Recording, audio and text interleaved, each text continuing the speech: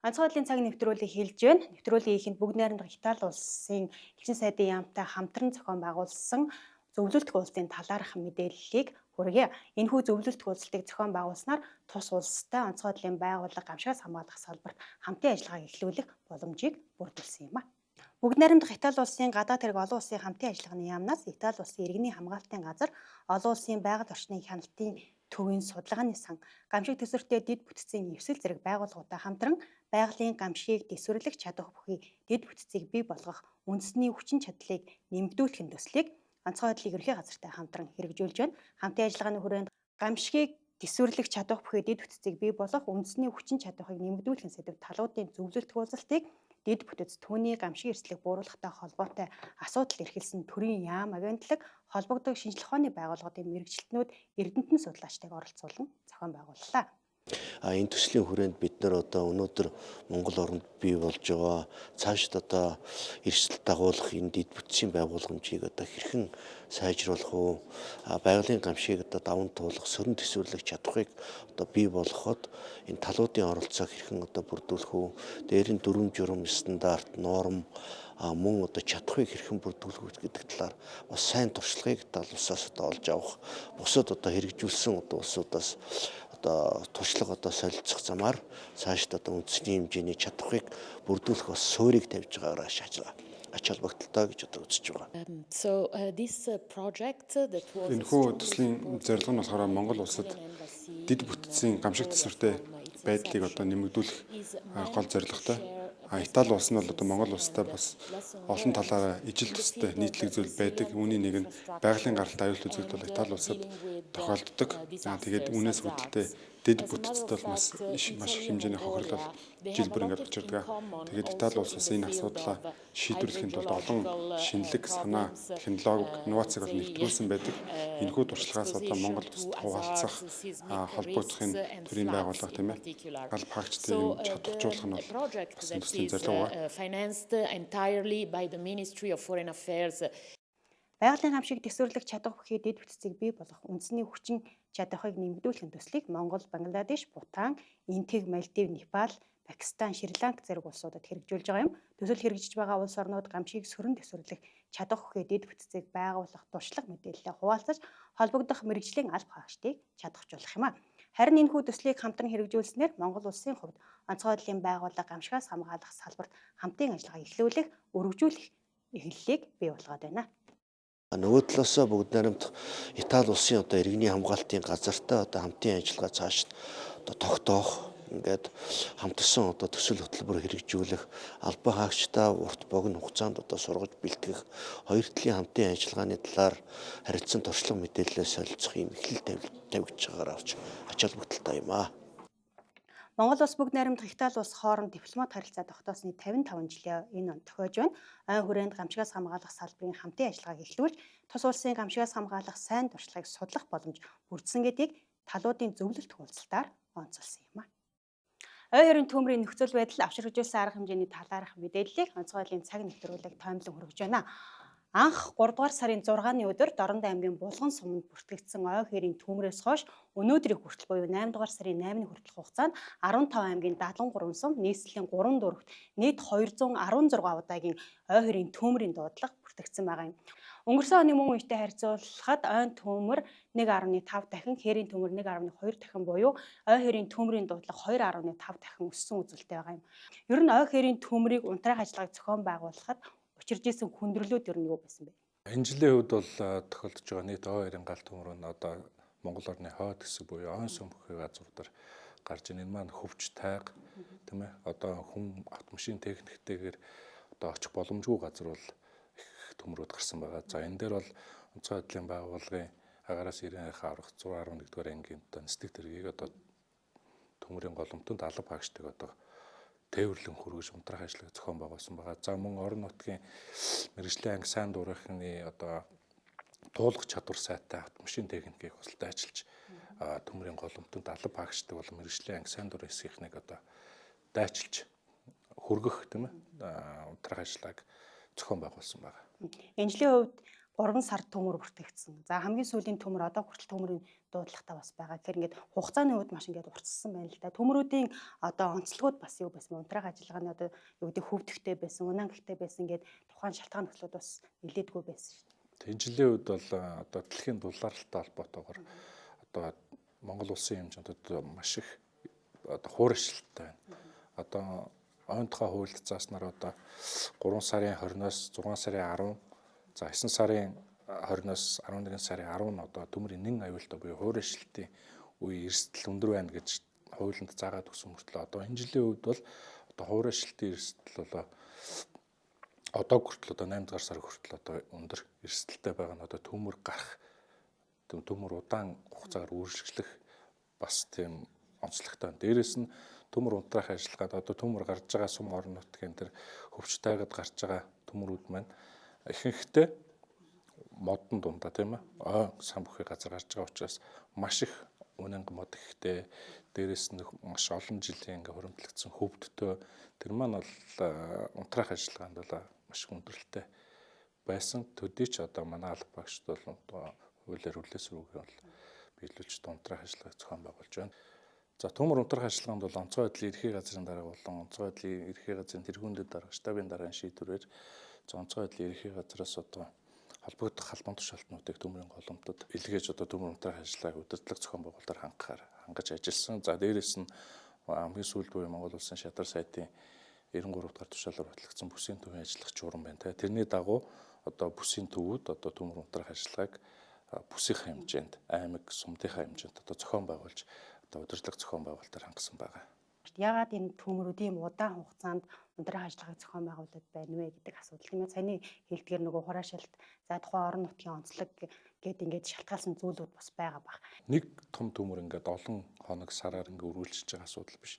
Одоо та дөрөв ярьлаа тийм үү, Сэлэнг аймагт өнгөрсөн 7 сар дахиад 54 удаагийн төмөр. Тохиолдол болгон энэ дээр одоо онцгой байдлын албаагч бодлон мэрэгжлийн ангийнхан очиж унтраах ажиллагаа зохион байгуулалт унтраагаад дараагийн төмөр рүүгээ ингээд шилжин байрлаад ингээд нэг төмөрөөс нөгөө төмөр рүү ингээд унтраах ажиллагаа ингээд тасралтгүй зохион байгуулж байгаа.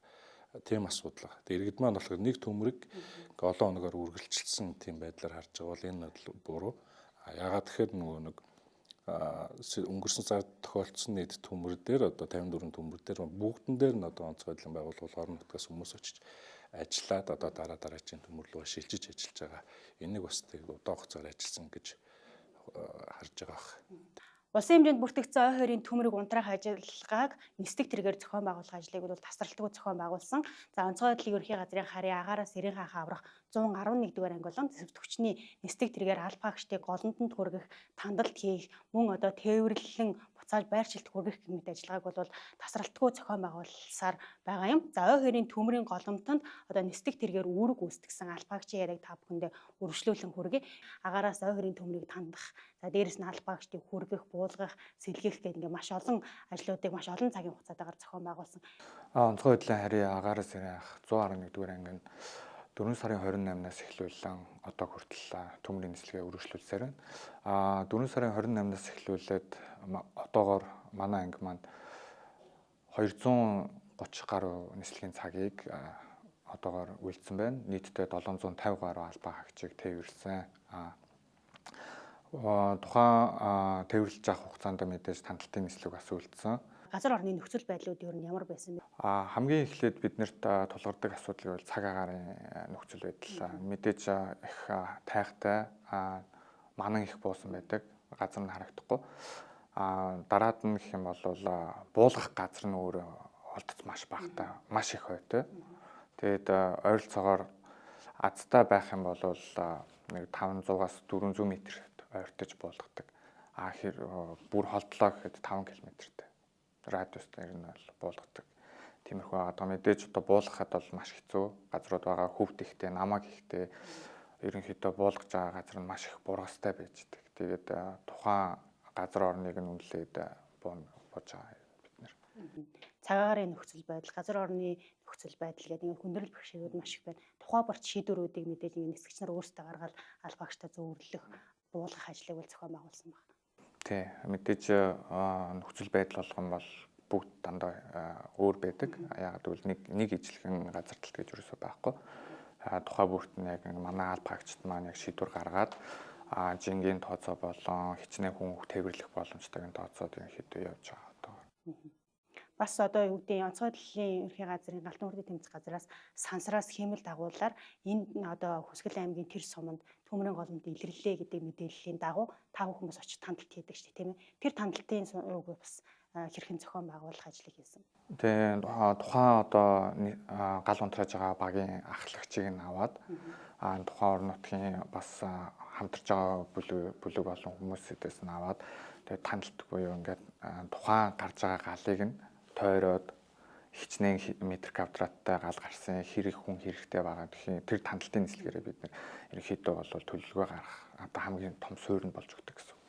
Албаагчдын эрүүл мэндийн дэмжих үйлчилгээг бол онцгой байдлын байгууллагаас 2 удаа зохион байгуулж одоо эрүүл мэндийн үзлэг онцлогоо газар орон дээр нь бол зохион байгуулах ажлыг бас хийсэн байгаа. Ер нь бол одоо юу гэдэг албаагчдын газар орон дээр очиж ажиллахад ер нь нөхцөл байдал ямар байсан бэ? За ер нь бол манай эмнэлгийн хөдөлгөөнт бүлэг маань 7 сарын 9-ноос 15, 7 сарын 25-наас 8 сарын 4-ний хооронд 2 удаа ажилласан байгаа.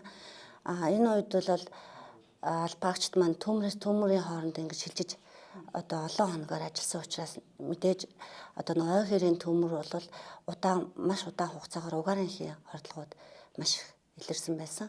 Тэгээд толгоо өвдөх, дотор мухай оргих, тэгээд ер нь бол зарим ч бас угаартаж унсан энэ тохиолдлууд байсан. Тэгээд нөгөө албаагчтай очиж үзэх гэхээр маш өндөр байрлалд яг голомтон дээр үүрэг гүйцэж байгаа учраас бидэд очиж үзэх боломж маш хэцүү байсан. Яг ер нь эмчнэр маань морь унаад тухайн голомтон дээр нь очиж үзлэг шинжилгээгээ хийгээд шаардлагатай эмчилгээнүүдээ хийж өгч ирсэн.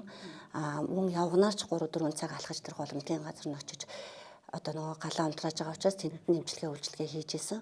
Хүндрэл бол залуучууд маань тэр нөгөө ой учраас нөгөө нэг маш их олон төрлийн шавж, хачиг, аалз, тэгээд шумуул, ялаа хэдгэн ингээд хатцсан. Тэгээд нөгөө тэнд долоор угаасаа нөгөө ус огт байхгүй усаа тэрүүлж очиж галаа унтрааж байгаа учраас нөгөө өөртөө ч нөгөө арьсан ингээд нөгөө утаа тортгондоо бохирдсон. Тэгээд тэрнээсээ болоо нөгөө янз бүрийн ялаа шумуунд хацууснаас ингээд нөгөө эдээ төрөвслүүд, шархан дээр хідээ төрөвслүүд маш их байсан. Тэгээд шархны цэцэлгээ, өрөвслийн эсрэг эмчилгээнүүдийг бол хийж өгч эмчилгээ үйлчилгээг хийсэн.